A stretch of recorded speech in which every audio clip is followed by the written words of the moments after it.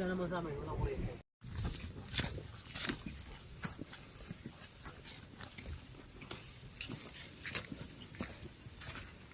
Mount Makiling hiking.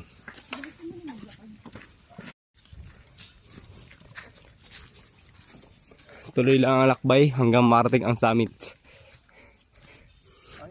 Shout out paring Dayo, paring Rafael. And ang ano lang dito mga kalakbay ay talagang rainforest talaga to. Kasi yung simoy ng hangin dito ay sobrang lamig. Then parang siyang madilim-dilim kasi sobrang lalaki ng puno. And shout out nga pala kay Miss